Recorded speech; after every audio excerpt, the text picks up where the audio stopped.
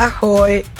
Today we are setting sail in the Windrose adventure. Windrose is a PvE pirate survival game that blends crafting, base building and deep exploration. The story is a classic one.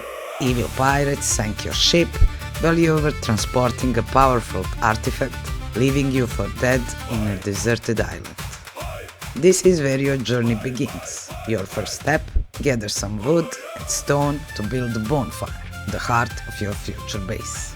A small tent will do it for now, but you will end up building a pirate village, a governor's fortress, or whatever your dream base is. Building is like everything in this game, very simple but fun. Gather resources, unlock designs, and let your imagination run wild. There are two modes of building. Semi-automatic, where your building's blocks snap together, and manual, which will give you total creative freedom. If you don't want to be bothered with this part of the game, use pre-built structures and enjoy the rest of your adventure. Progress is tied to the discovery system. Whenever you find a new, important resource, it unlocks better upgrades and new crafting benches. As I said, everything is simple in this game, and so is your gear. There are armor set bonuses that will help you, like pikeman for a tanky two-hand user or flibustier for a swift swordsman. Other than the normal accessories, which gives you stats, there are few utility-based ones that will help you to mine faster or something like that. Weapons will determine your playstyle. Each of them has damage, attack, grade and corresponding stats. To deal 100% damage, you need to match your weapon level with the enemy's level. If an enemy is just one level higher, you'll only deal about 87% damage, and at 4 level higher, that drops to 50%. It works both ways, so you will slice through low-level mobs, but you really have to gear up for the big fights. There are also all types of damage versus enemy armor. So as you can see, you can dive into theory crafting if you want. Your armor levels and defense works in a similar way. Grading improves how your stats will scale with weapon damage. There is also rarity of weapons. Rare weapons have additional text, like this gun can fire 3 times in a row without reloading. If you ascend it, you will add one more ability, like 15% more damage to pirates in this case, and improve grading. Leveling rewards you with stats and talent points. There are 2 kinds of stats. 3 that will affect your weapons, and the other 3 that are your for endurance, health and crit.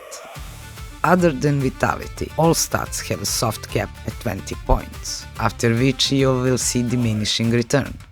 The talent tree is split into 4 quarters: one-handed, two-handed, ranged and utility.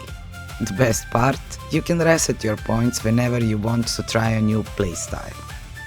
I adore exploration, the world is vast and immersive. Finding and exploring points of interest will reward you with the experience and great loot. Other ways to get experience are quests, but most of them are related to POIs, so you will finish them during exploring.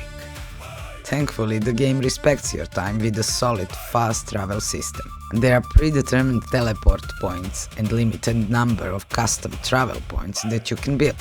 There is also a tent system. You build it anywhere and make it a respawn point. All this together with pods that can teleport you to a respawn point and ship to shore recall gives you enough option to teleport around the world. There are all kinds of important locations, but the first time that I felt that this was early access was the second biome. They added some puzzles and traps on top of killing enemies and exploring.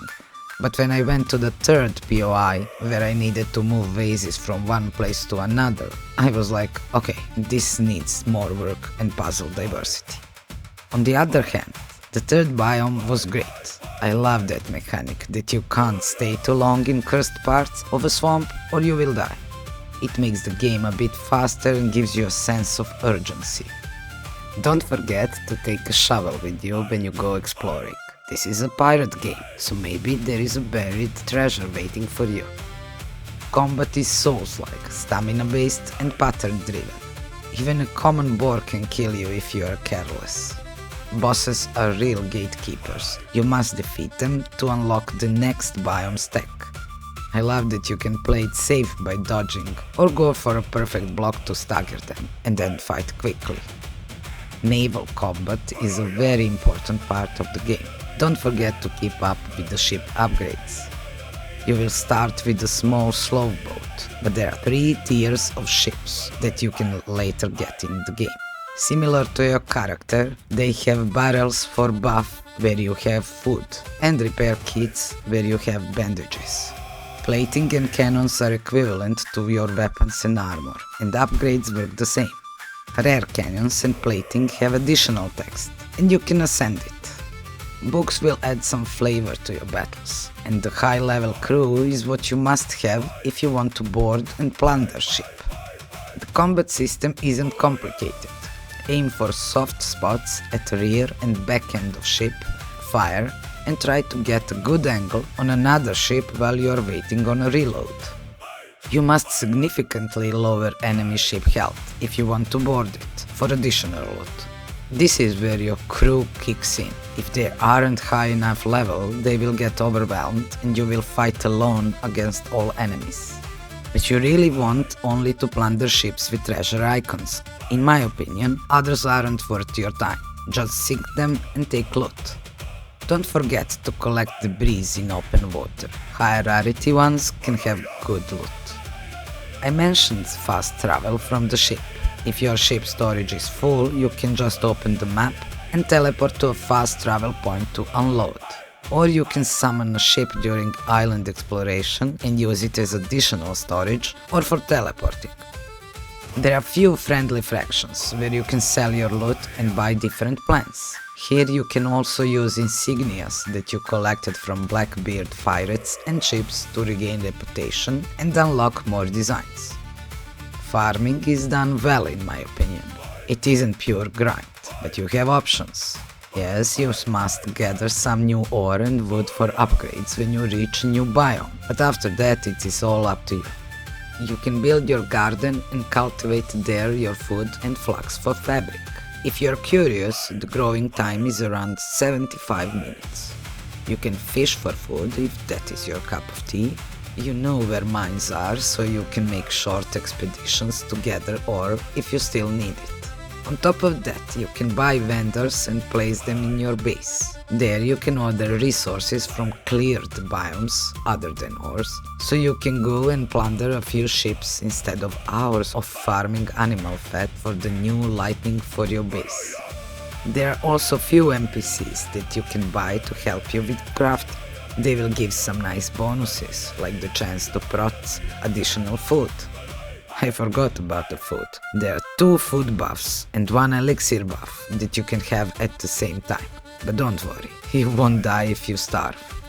The game supports multiplayer by up to 6 players, but it works perfectly solo too. I got lost in this world and really enjoyed every bit of this game. Even if it's early access, it has lots to offer. The procedural world gives it some replayability, but point of interest are very similar to ones that I explored in the demo, so I guess it's limited in that way. I respect that they listened to feedback and changed the max size of the server and added some camera distance. I mentioned it in my demo review, but I'm not sure if I missed it then or if they added it. But now you can turn off markers for points of interest and make exploring much more immersive. I don't like that there are many ways to chase enemies. I think the tent system definitely needs some limitations. You can place a tent right in front of an enemy base and just run, make damage, die, run, make damage, die. That is simply bad design for me. The overall game needs some tightening up, especially the combat part. But for early access with this much content, I would say that $29.99 is a very fair price. If you are looking for a deep, chill pirate survival experience, I highly recommend giving Windrose a try. Thank you for watching my not so short review. I hope it will help. Enjoy the game, like and subscribe, and I see you soon.